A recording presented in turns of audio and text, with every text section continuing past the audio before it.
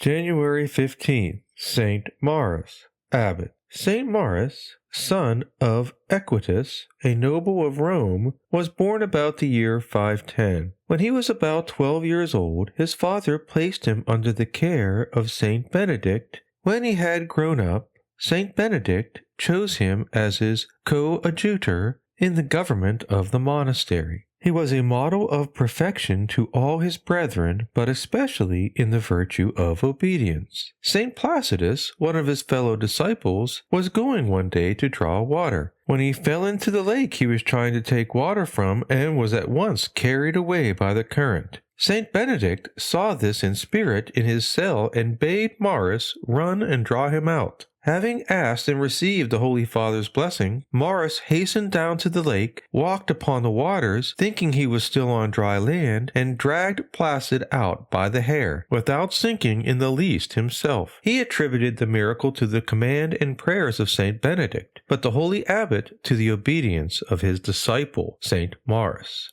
Later, in the year 543, Saint Maurus was sent to France to propagate the order of Saint Benedict in that country. He founded the famous abbey of Glenfuel, over which he ruled as abbot for 38 years. In the year 581, he resigned the abbacy and built for himself a small cell near the church of Saint Martin, so that, in solitude and prayer, he might prepare himself for his passage into eternity. After 2 years, he fell sick of a fever. He received the sacraments of the church while lying on a sackcloth before the altar of St. Martin, and in that posture he died on the 15th of January in the year 584. Maurus was originally buried in the abbey church at Glenfuel, when, in the year 868, Odo and the monks of Glenfuel were obliged to flee to Paris in the face of marauding Vikings. The remains of St. Maurus were translated to the abbey of Saint Pierre de Fossé,